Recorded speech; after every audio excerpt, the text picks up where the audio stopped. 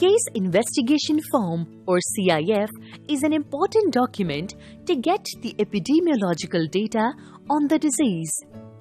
Evidence generated by this data help in development of strategies for prevention, control, and elimination of the disease.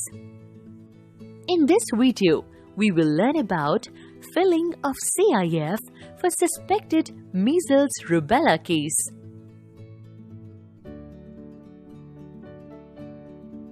CIF has to be filled for all the cases having fever and maculopapular rash in last 90 days. Or if clinician or health worker is suspecting it is a case of measles or rubella. Let's now learn how to fill the form through a case study having reported by a health facility. Here is the reported case study. You can pause the video and go through it.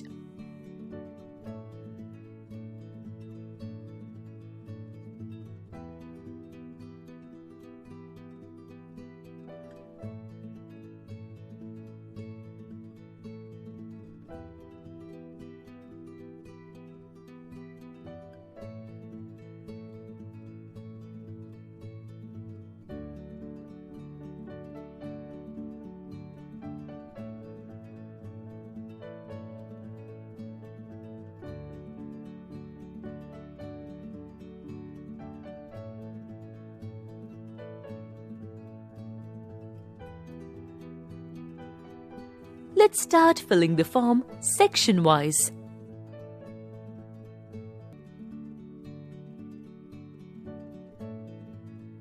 The first section will be filled by DIO or SMO office.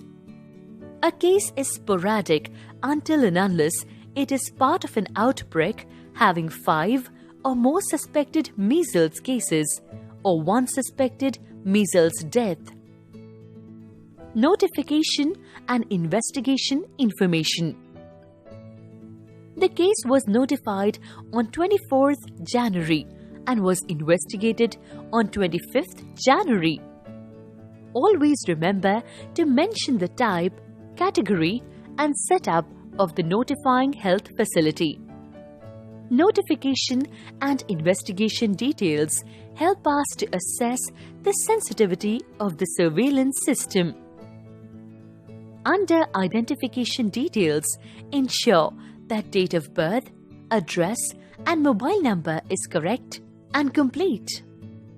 This helps to trace the case and provide the feedback to patient on lab result.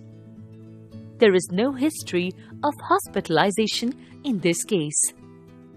Section 5 on immunization history is important to see whether the case has received measles rubella containing vaccine or not, and if missed vaccination, assess the reasons for missing the dose. The child has received first measles dose on 10th March 2014 but has not received second dose due to awareness gap. In July 2018, a measles rubella campaign dose was received by the child. Section 6. Encircle the clinical history for type of rash, fever, cough, coryza, conjunctivitis, enlarged lymph nodes, joint pain, and any complications. As per the case history, child had rash onset on 14th January and fever onset on 12th January. Always remember to mention the vitamin A doses received. Always remember that date of rash onset is the most important date in disease epidemiology and must be elicited correctly. Take complete travel history in each case and write the addresses in the CIF. The case might have acquired the disease where he or she has stayed during the incubation period, and the case should be cross-notified to the concerned district. Most infectious period for measles is 4 days before and 4 days after the onset of rash, and based on travel history, contact tracing and active case search should be done at these places.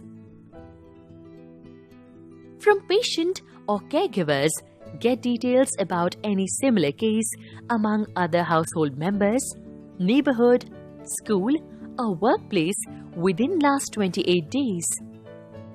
Any additional cases found with similar symptoms should be investigated if they meet the case definition. Section 9, 10, and 11 highlight the health-seeking behavior of the case or community. As per the case study, the child has contacted community worker Mrs. Rama Shinde, ANM, and healthcare providers Dr. Prasad and Dr. Meenakshi.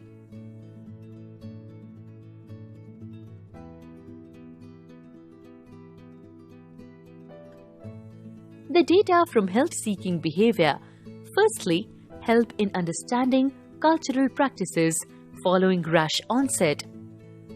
Based on these findings, interventions for surveillance and immunization can be planned in the community. Secondly, data from health facility contact helps in identification of all the health facilities which a suspected case may have visited. This information helps in sensitization of health facilities for timely notification of suspected cases for appropriate public health interventions.